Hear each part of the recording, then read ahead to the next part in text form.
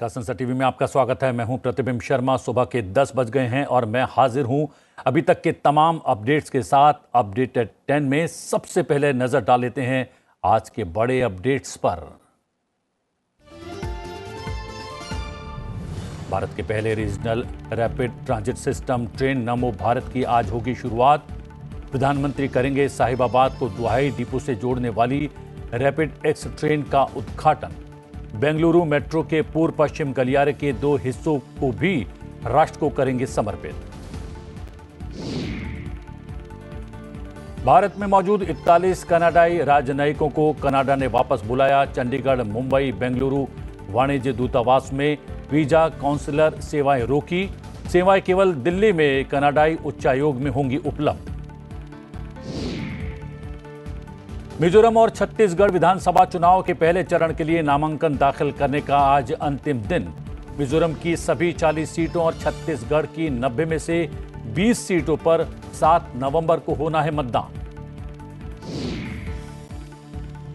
Gaganyaan mission से पहले इसरो करेगा शनिवार को पहली परीक्षण उड़ान। अंतरिक्ष यात्रियों की सुरक्षा होगी सुनिश्चित। 24 घंटे का काउंटडाउन आज से हुआ शुरू।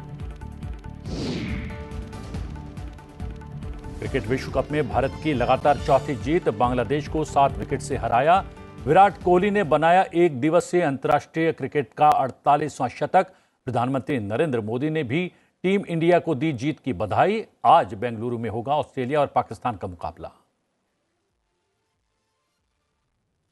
कनाडा ने भारत से अपने 41 राजनयिकों को वापस बुला लिया है। साथ ही वाणिज्य दूतावासों में सभी व्यक्तिगत सेवाओं को अस्थायी रूप से रोक दिया है। कनाडा के विदेश मंत्री मेलानी जोली ने इस बात की पुष्टि की है। कनाडा के प्रधानमंत्री द्वारा भारत पर लगाए गए नरगल आरोप के बाद बदले घटनाक्रम में कनाडा ने भारत से अपने 41 राजनयिकों को वापस बुला लिया है। साथ ही वाणिज्य दूतावासों में सभी व्यक्तिगत सेवाओं को अस्थायी रूप से रोक दिया है। कनाडा ने चंडीगढ़, मुंबई, बेंगलुरु वाणिज्य दूतावासों में वीजा काउंसलर सेवाएं रोक दी हैं। सेवाएं केवल दिल्ली में कनाडाई उच्चायोग में उपलब्ध होंगी। कनाडा की विदेश मंत्री मेलानी जोली ने कहा कि भारत ने औपचारिक रूप से 20 अक्टूबर तक दिल्ली में 21 कनाडाई राजनयिकों और उनके आश्रितों को छोड़कर बाकी सभी के लिए एक तरफा राजनयिक छूट हटाने की योजना बता दी थी, जिसके बाद ये निर्णय लिया गया है। As of now, I can confirm that India has formally conveyed its plan to unilaterally remove diplomatic immunities for all but 21 Canadian diplomats and dependents in Delhi by tomorrow, October 20th. This means 41 Canadian diplomats and their 42 dependents were in danger of having immunity stripped on an arbitrary date, and this would put their personal safety at risk. The safety of Canadians and of our diplomats is always my top concern. Given the implications of India's actions on the safety of our diplomats, we have facilitated their safe departure from India. This means that our diplomats and their families have now left. प्रधानमंत्री आज सुबह करीब 11:15 बजे भारत के पहले RRTS यानी regional rapid transit system नमो को launch करने वाले हैं। प्रधानमंत्री दोपहर 12 बजे साहिबाबाद में एक सार्वजनिक कार्यक्रम में देश में RRTS के शुभारंभ के अवसर पर सभा को भी संबोधित करेंगे और बेंगलुरु मेट्रो के पूर्व पश्चिम गलियारे के 2 हिस्सों को राष्ट्र को समर्पित करेंगे। हम आपको बता दें कि RRTS एक ऐसी परिवर्तनकारी विकास पहल है जिसे 180 किलोमीटर प्रति घंटे की रफ्तार से हर 15 मिनट में इंटरसिटी आवागमन के लिए हाई स्पीड ट्रेन उपलब्ध कराने के लिए डिज़ाइन किया गया है। PM दिल्ली, गाजियाबाद, मेरठ RRTS नमो के जरिए 17 किलोमीटर लंबे खंड की शुरुआत करेंगे। दिल्ली गाजियाबाद मेरठ कॉरिडोर की आधारशिला 8 मार्च 2019 को प्रधानमंत्री द्वारा ही रखी गई थी। पहले चरण में साहिबाबाद से दुहाई के बीच रैपिड रेल सर्विस शुरू होगी। पहले चरण में ये ट्रेन 5 स्टेशन पर रुकने वाली है। बता दें कि साहिबाबाद और दुहाई डिपो के बीच प्राथमिकता वाले खंड में साहिबाबाद, गाजियाबाद, गुलधर, दुहाई और दुहाई डिपो जैसे 5 स्टेशन हैं। एनसीआर में विकसित किए जाने वाले कुल 8 RRTS कॉरिडोर की पहचान भी कर ली गई है, जिनमें से 3 कॉरिडोर को चरण 1 में लागू करने के लिए प्राथमिकता दी गई है, जिसमें दिल्ली गाजियाबाद मेरठ कॉरिडोर शामिल है। दिल्ली गुरुग्राम SNB अलवर कॉरिडोर और दिल्ली पानीपत कॉरिडोर भी इसमें शामिल हैं। आइए आपको दिखाते हैं रैपिड एक्स ट्रेन से जुड़ा एक खास वीडियो।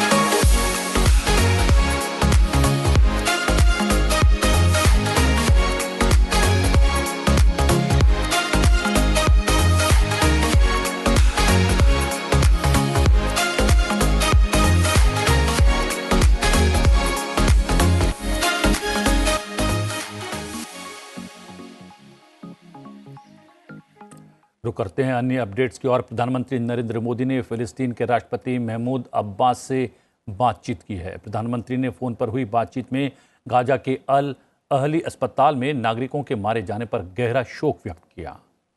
भारत और इस क्षेत्र के बीच पारंपरिक रूप से घनिष्ठ और ऐतिहासिक संबंधों पर प्रकाश डालते हुए प्रधानमंत्री ने क्षेत्र में आतंकवाद, हिंसा और बिगड़ती सुरक्षा स्थिति पर गहरी चिंता जताई। उन्होंने इजरायल फिलिस्तीन मुद्दे पर भारत की दीर्घकालिक और सैद्धांतिक स्थिति को दोहराया। राष्ट्रपति महमूद अब्बास ने स्थिति के बारे में अपना आकलन साझा किया। उन्होंने प्रधानमंत्री नरेंद्र मोदी को भारत के समर्थन के लिए धन्यवाद दिया और भारत के दृष्टिकोण की सराहना भी की। प्रधानमंत्री ने बताया कि भारत फिलिस्तीनी लोगों के लिए मानवीय सहायता लगातार भेजना जारी रखेगा। ऑपरेशन अजय के अंतर्गत अब तक 5 उड़ानों में लगभग 1200 लोगों को इजरायल से वापस लाया गया है। विदेश मंत्रालय के प्रवक्ता अरिंदम बागची ने कहा कि इनमें 18 नेपाली नागरिक भी शामिल हैं। बागची ने यह भी कहा कि भारत स्थिति पर लगातार नजर बनाए हुए है और हालात के अनुसार तेल अवीव से और अधिक उड़ानों की योजनाएं बनाई जाएगी। अरिंदम बागची ने कहा कि भारत ने इजरायल पर आतंकवादी हमले की कड़ी निंदा की है। भारत का मानना है कि अंतर्राष्ट्रीय समुदाय को आतंकवाद के सभी स्वरूपों और अभिव्यक्तियों से निपटने के लिए एक साथ आना चाहिए। विदेश मंत्रालय के प्रवक्ता अरिंदम बागची ने कहा कि भारत संयुक्त राष्ट्र राहत और कार्य एजेंसी के माध्यम से फिलिस्तीन और फिलिस्तीनी शरणार्थियों की मदद का समर्थन करता है। उन्होंने कहा कि 2002 और 2023 के बीच संयुक्त राष्ट्र राहत और कार्य एजेंसी को $29.53 मिलियन का योगदान दिया गया। भारत ने अगले 2 वर्षों के लिए 5 मिलियन का योगदान देने का भी वादा किया है। ऑपरेशन अजय जो चल रहा है उसके तहत करीब 1200 लोग अभी वापस आए हैं 5 फ्लाइटों पर। इसमें करीब 18 इनमें से नेपाली नागरिक भी शामिल हैं। हम सिचुएशन का जायज़ा ले रहे हैं और आवश्यकता के आधार पर हम फ्लाइट्स और प्लान करेंगे। आपने गाज़ा के बारे में पूछा था, वहाँ पे पहले करीब 4 लोग थे, अभी एग्जैक्ट नंबर हमारे पास नहीं है, कोऑर्डिनेट कर रहे हैं। और मैंने कहा था करीब 12 या 13 लोग वेस्ट बैंक में थे। गाज़ा में स्थिति ऐसी है, निकलना थोड़ा मुश्किल है, पर मौका मिले तो अगर वो निकल पाए। पर इजराइल में अभी जो हमारा चल रहा है तेल अवीव से फ़्लाइट्स, वो अभी जैसे मैंने कहा करीब 1200 निकले हैं 5 फ्लाइट्स में। और भी फ्लाइट्स हम प्लान कर रहे हैं, जैसा डिमांड रहेगा उस तरह उसके बेसिस पे। ब्रिटेन के प्रधानमंत्री ऋषि सुनक ने स्पष्ट किया है कि इजराइल को अपनी रक्षा का पूरा अधिकार है और वो उनके इस अधिकार का पूरी तरह से समर्थन करते हैं। ब्रिटेन के प्रधानमंत्री ऋषि सुनक ने यह बात इजराइल की यात्रा के दौरान कही। अमेरिकी राष्ट्रपति जो बाइडेन के बाद इजरायल की यात्रा पर पहुंचे ब्रिटिश प्रधानमंत्री ऋषि सुनक ने कहा कि वो पूरी तरह से इजरायल की खुद की रक्षा करने और हमास के पीछे जाने के अधिकार का समर्थन करते हैं। ऋषि सुनक ने इजरायल के प्रधानमंत्री बेंजामिन नेतन्याहू के साथ एक संयुक्त सम्मेलन को संबोधित करते हुए कहा कि मुझे पता है कि आप हमास के विपरीत नागरिकों को नुकसान न पहुंचाने के लिए हर सावधानी बरत रहे हैं। ब्रिटिश नागरिकों को निकालने के लिए उन्होंने बेंजामिन नेतन्याहू का धन्यवाद किया। In the last 2 weeks, it's gone through something that no country, no people should have to endure, least of all Israel, which has lived through some of the most awful scenes, the spectre of violence and terrorism every day of its existence. And I want to share the deep condolences of the British people and stress that we absolutely support Israel's right to defend itself in line with international law, to go after Hamas, to take back hostages, deter further incursions, and to strengthen your security for the long term. Now, I know that you are taking every precaution to avoid harming civilians, in direct contrast to the terrorists of Hamas, which seek to put civilians in harm's way. But I also want to thank you for the support that your government has given to the families of British nationals caught up in this horror, including your efforts to release the hostages, secure their release, and I know that we will continue to cooperate, particularly with regard to the British nationals that are involved. Can I also say that we have seen the scenes over the past day that have shocked all of us, particularly at the hospital, and we mourn the loss of every innocent life, civilians of every faith, every nationality who have been killed. संयुक्त राष्ट्र में भारत ने सामूहिक विनाश के हथियारों से जुड़े संभावित खतरों पर अपनी गहरी चिंता व्यक्त की है। इतना ही नहीं, भारत ने इस मुद्दे के समाधान के लिए अंतर्राष्ट्रीय सहयोग के माध्यम से प्रयासों को मजबूत करने का भी आह्वान किया है। बुधवार को संयुक्त राष्ट्र महासभा की फर्स्ट कमेटी में सामूहिक विनाश के अन्य हथियार विषय पर बहस के दौरान ये चिंता संयुक्त राष्ट्र में भारत की स्थायी राजदूत रुचिरा कंबोज ने व्यक्त की। सामूहिक विनाश के अन्य हथियार विषय पर बहस के दौरान कंबोज ने कहा कि भारत व्यापक विनाश के हथियारों के आतंकवादियों और नॉन स्टेट एक्टर्स के हाथों में पड़ने से जुड़े संभावित खतरों के बारे में काफ़ी गंभीर है। हम इस मुद्दे के समाधान के लिए अंतर्राष्ट्रीय सहयोग के माध्यम से और संयुक्त राष्ट्र ढांचे के भीतर प्रयासों को मजबूत करने का समर्थन करते हैं। WTO कृषि सम्मेलन में भाग लेते हुए भारत ने मांग की है कि अब कुछ विकसित सदस्यों के लिए उच्च नैतिक आधार को त्यागने का समय आ गया है। ये टिप्पणियां जिनेवा में एक कृषि वार्ता बैठक के दौरान कही गई, जिसकी अध्यक्षता तुर्की के राजदूत अल्परसान अरसलान अकारसोय ने की है। भारत ने गुरुवार को WTO के सदस्यों से कहा कि बड़ी आबादी को खाना खिलाने में उसकी सफलता देश की इस समझ को दर्शाती है कि बातचीत की मेज पर विकासशील देशों के लिए सबसे अच्छा क्या है। भारत ने साफ किया कि अब कुछ विकसित सदस्यों के लिए उच्च नैतिक आधार को त्यागने का समय है। हाल ही की बातचीत में 80 विश्व व्यापार संगठन सदस्यों के साथ भारत ने यह स्पष्ट कर दिया कि फरवरी 2024 में 13वें मंत्री स्तरीय सम्मेलन में कृषि पर नतीजे का ध्यान खाद्य सुरक्षा पैकेज पर केंद्रित होना चाहिए। मंत्री स्तरीय सम्मेलन विश्व व्यापार संगठन का सर्वोच्च निर्णय लेने वाला निकाय है। इसकी बैठक अगले साल फरवरी में अबू धाबी में होने वाली है। रुख करते हैं कुछ अन्य अपडेट्स का। हम बता दें कि राष्ट्रपति द्रौपदी मुर्मू ने बिहार में पूर्वी चंपारण जिले के मोतिहारी में महात्मा गांधी केंद्रीय विश्वविद्यालय के पहले दीक्षांत समारोह में छात्रों और शोधकर्ताओं को डिग्री और पदक प्रदान किए हैं।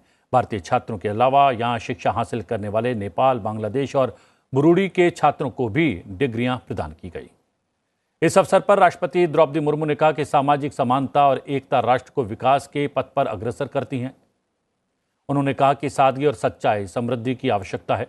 राष्ट्रपति ने भूगोल और फसल की बहुरूपता के मामले में बिहार की विविधता का उल्लेख किया। उन्होंने कहा कि क्षेत्रीय भिन्नता और विशिष्टता को युवाओं के रोजगार और स्वरोजगार के लिए इस्तेमाल किया जा सकता है। राष्ट्रपति ने कहा कि क्षेत्रीय विविधता लोगों को विकास के मार्ग पर ले जाएगी।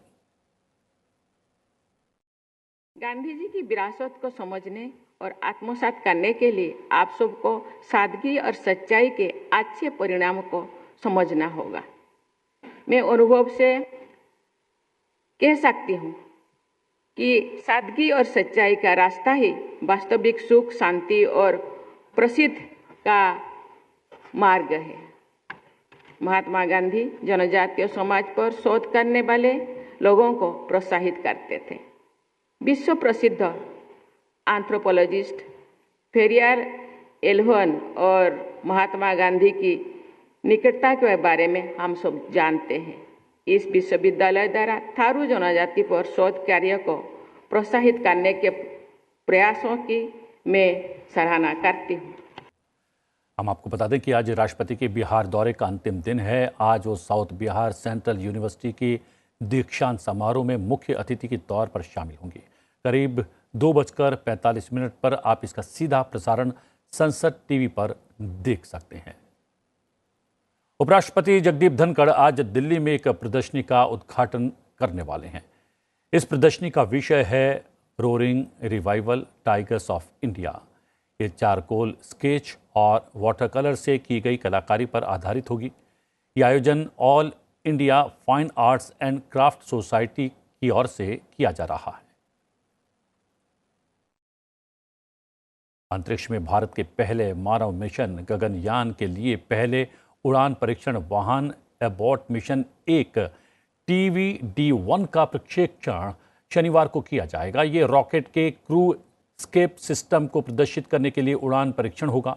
इसके लिए उल्टी गिनती आज सुबह 8 बजे शुरू हो चुकी है। इसरो के अध्यक्ष एस सोमनाथ ने कहा कि ये 4 परीक्षण उड़ानों में से पहली होगी। शनिवार की उड़ान का उद्देश्य उड़ान प्रदर्शन और परीक्षण वाहन उप प्रणालियों का मूल्यांकन करना है।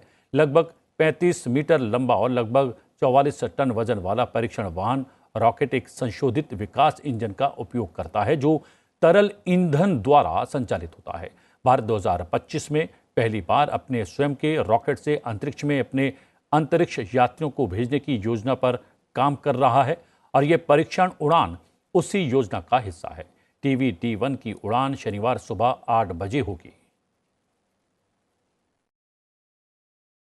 मिजोरम विधानसभा और छत्तीसगढ़ विधानसभा चुनाव के पहले चरण के लिए नामांकन दाखिल करने का आज आखिरी दिन है। मिजोरम की सभी 40 सीटों और छत्तीसगढ़ की 90 में से 20 सीटों पर 7 नवंबर को मतदान होना है। इन दोनों राज्यों के विधानसभा निर्वाचन क्षेत्रों के लिए भरे गए नामांकन पत्रों की जांच 21 अक्टूबर को होगी और 23 तारीख तक नाम वापस लिए जा सकते हैं। छत्तीसगढ़ की शेष 70 सीटों के दूसरे चरण के चुनाव के लिए और मध्य प्रदेश के सभी 230 विधानसभा क्षेत्रों के लिए नामांकन दाखिल करने की प्रक्रिया अधिसूचना जारी होने के साथ 21 अक्टूबर को शुरू होगी। गुरुवार को विश्व कप 2023 का 17वां मुकाबला भारत और बांग्लादेश के बीच खेला गया। पुणे में खेले गए इस मैच में भारत ने बांग्लादेश को 7 विकेट से हरा दिया। इस विश्व कप में यह भारत की लगातार चौथी जीत है। बांग्लादेश ने पहले बल्लेबाजी करते हुए निर्धारित 50 ओवर में 8 विकेट पर 256 रन बनाए। बांग्लादेश की ओर से लिटन दास ने सर्वाधिक 66 रन बनाए। वहीं ऑलराउंडर रविंद्र जडेजा ने भारत की ओर से शानदार गेंदबाजी करते हुए 10 ओवर में 38 रन देकर 2 विकेट लिए। जवाब में 257 रनों के लक्ष्य का पीछा करने उतरी मैन इन ब्लू ने 41.3 ओवर में 261 रन बनाकर आसानी से लक्ष्य हासिल कर लिया। विराट कोहली 97 गेंदों में नाबाद 103 रन की पारी खेलते हुए अपने एक दिवसीय अंतर्राष्ट्रीय क्रिकेट का 48वां शतक बनाने में कामयाब रहे। अब वो सचिन तेंदुलकर के बाद एक दिवसीय क्रिकेट में सबसे ज्यादा शतक लगाने वाले दूसरे नंबर पर हैं। आपको बता दें कि 100 अंतर्राष्ट्रीय शतक बनाने वाले सचिन तेंदुलकर ने एक दिवसीय क्रिकेट में 49 शतक बनाए हैं। मैच में महत्वपूर्ण विजयी शतक बनाने के लिए विराट कोहली को शानदार बल्लेबाजी के लिए मैन ऑफ द मैच चुना गया। इस जीत के साथ ही भारत ने अंक तालिका में दूसरे स्थान पर अपनी स्थिति और मजबूत कर ली है। प्रधानमंत्री नरेंद्र मोदी ने भी टीम इंडिया को जीत की बधाई दी है। उन्होंने एक्स पर पोस्ट करते हुए लिखा, एक और असाधारण खेल, बांग्लादेश के खिलाफ शानदार जीत पर हमें अपनी क्रिकेट टीम पर गर्व है। विश्व कप के दौरान हमारी टीम शानदार फॉर्म में है। अगले मैच के लिए शुभकामनाएं। हम आपको बता दें कि भारत का अगला मुकाबला 22 अक्टूबर को न्यूजीलैंड के साथ है। विश्व कप 2023 में आज ऑस्ट्रेलिया का मुकाबला पाकिस्तान से होगा। ये मैच बेंगलुरु के एम चिन्नास्वामी स्टेडियम में दोपहर 2 बजे खेला जाएगा। अब बात करते हैं आज के दिन से जुड़े इतिहास की और जानते हैं आज के दिन से जुड़ी बड़ी घटनाओं के बारे में। 20 अक्टूबर साल 2010 को विश्व सांख्यिकी दिवस मनाने की घोषणा हुई। संयुक्त राष्ट्र सांख्यिकी आयोग द्वारा अपने 41वें सत्र में यह घोषणा हुई। संयुक्त राष्ट्र महासभा में इस दिवस को हर 5 साल बाद मनाने की घोषणा हुई, जिसके बाद इसे 2015 में दूसरी बार मनाया गया। आज ही के दिन 2020 में तीसरा विश्व सांख्यिकी दिवस मनाया गया। 2020 में विश्व सांख्यिकी दिवस की थीम थी connecting the world with data we can trust. 20 अक्टूबर साल 1930 को भारत के उच्च न्यायालय की पहली महिला मुख्य न्यायाधीश लीला सेठ का जन्म हुआ। हिमाचल अक्टूबर साल 1996 से विश्व ऑस्टियोपोरोसिस दिवस मनाने की शुरुआत हुई। ऑस्टियोपोरोसिस यानी अस्थि सुषिरता एक ऐसा रोग है जिसमें हड्डियां कमजोर हो जाती है, जिससे फ्रैक्चर का खतरा बढ़ जाता है। यूनाइटेड किंगडम की नेशनल ऑस्टियोपोरोसिस सोसाइटी ने इस दिन को मनाने की घोषणा की।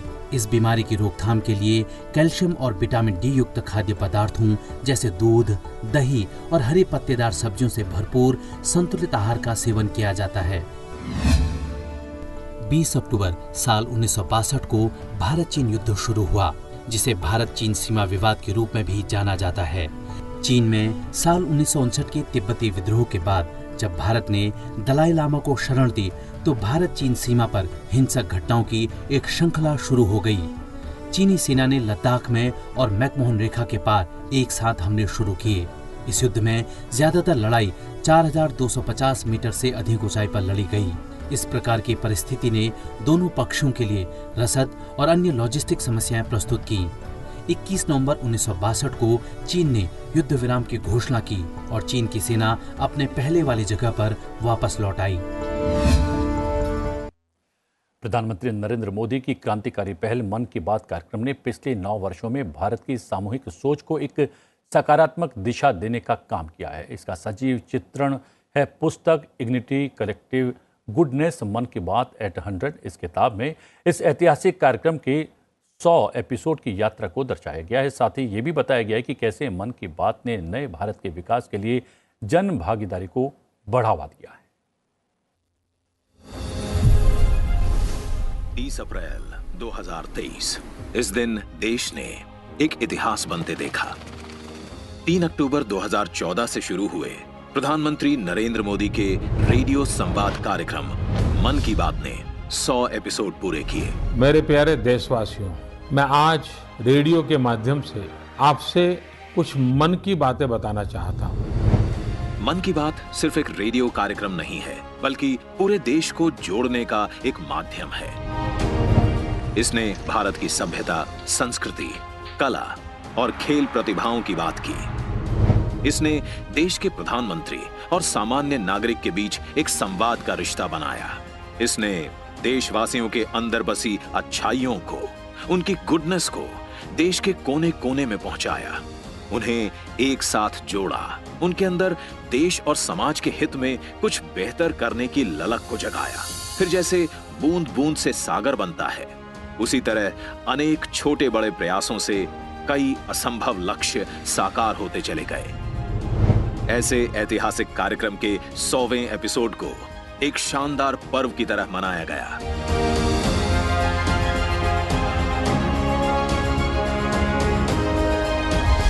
जिसने पूरे देश को एकता के रंगों में रंग दिया।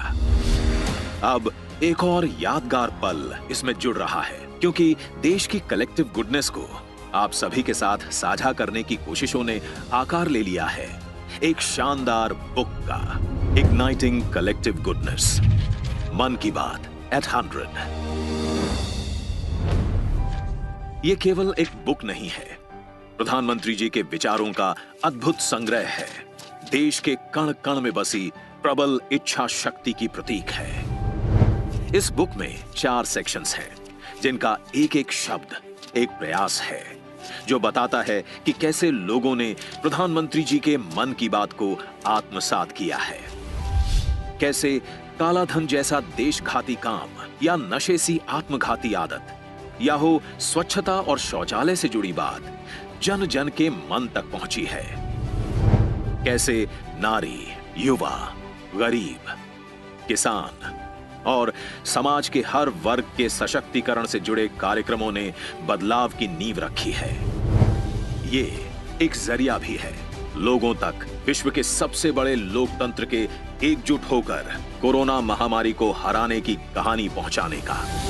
गुमनाम पद्म पुरस्कार विजेताओं की प्रेरक कहानियां जो देश के घर घर में पहुंची, उनसे नागरिकों को निस्वार्थ भाव से सेवा करने के लिए प्रेरित करने का, और साथ ही देश के विभिन्न स्थानों पर बने स्थानीय उत्पादों, हस्तकला, वास्तुकला को अपनाने का। तो आइए एक बार फिर से साथ जुड़ें, सीखें, आगे बढ़ें। एक नए उत्साह के साथ मन की बात से जुड़ी बातों को अपने जीवन में अपनाएं। आएं, देश की कलेक्टिव गुडनेस को सेलिब्रेट करें और मिलकर प्रधानमंत्री जी के सपनों का नया भारत बनाएं। इग्नाइटिंग कलेक्टिव गुडनेस, मन की बात at 100।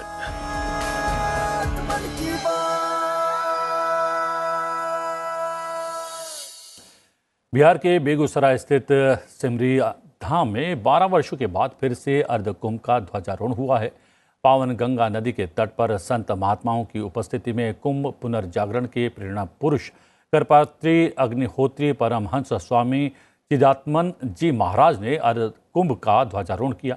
गंगा तट पर कुंभ ध्वज, इंद्र ध्वज, हनुमंत ध्वज और राष्ट्रीय ध्वज की विधि विधान से मंत्रोच्चारण के साथ स्थापना की गई। इसके साथ ही अर्धकुंभ की शास्त्रीय विधि से शुरुआत हो गई। अर्धकुंभ कार्तिक पूर्णिमा तक चलेगा। इस बीच 3 पर्व यानी शाही स्नान और 3 परिक्रमा का भी विधान है। 12 वर्ष पूर्व सिमरिया में अर्धकुंभ का आयोजन हुआ। 12 वर्ष का अंतराल पूर्ण होने पर फिर से अर्धकुंभ का आयोजन किया गया है। सिमरिया अर्धकुंभ के तहत पहला पर्व यानी शाही स्नान 25 अक्टूबर, दूसरा 9 नवंबर और तीसरा पर्व यानी शाही स्नान 23 नवंबर को होना तय है। इसके साथ ही 31 अक्टूबर, 8 नवंबर और 16 नवंबर को कुंभ पर्व के बीच होने वाली परिक्रमा निश्चित है। अनुमान है कि सिमरिया अर्धकुंभ में लाखों की संख्या में श्रद्धालु स्नान के लिए आने वाले। सिमरिया आदि कुंभ स्थली के रूप में पुनर्प्रतिष्ठा देश के आध्यात्मिक, धार्मिक और सांस्कृतिक पुनर्जागरण की एक महत्वपूर्ण कड़ी है।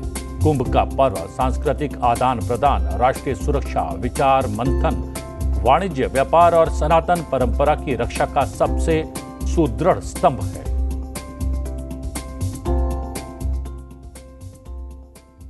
संयुक्त राष्ट्र के राजनयिकों और राजदूतों ने न्यूयॉर्क में पश्चिमी गोलार्ध के सबसे बड़े मंदिर BAPS स्वामी नारायण अक्षरधाम की एक मनोरम सांस्कृतिक यात्रा की। आइए आपको इस वीडियो के माध्यम से दर्शन करवाते हैं सनातन की समृद्ध सांस्कृतिक विरासत से।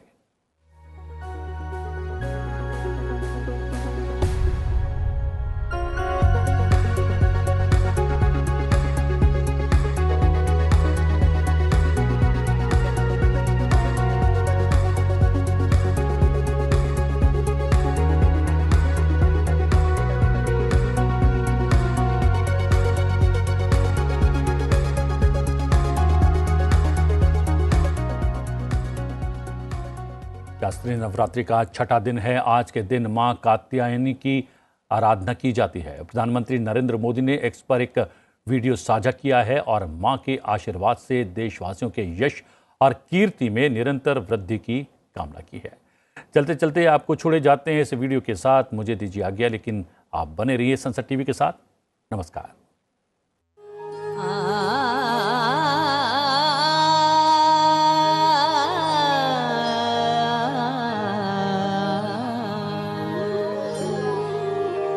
वन्दे वाञ्छित मनोरथार्थ चन्द्रार्धकृत शेखरा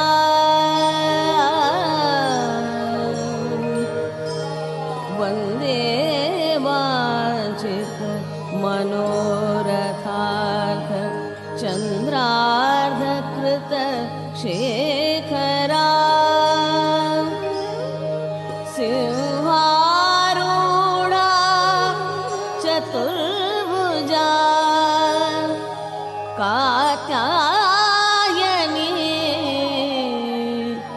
यशस्विनी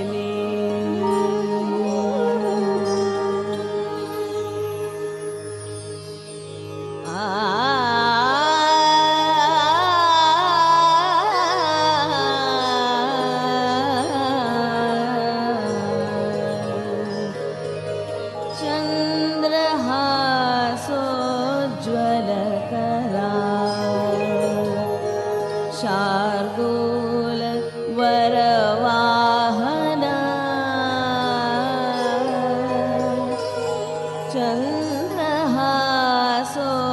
चन्द्रहासोज्ज्वलकरा शार्दूल वरवाहना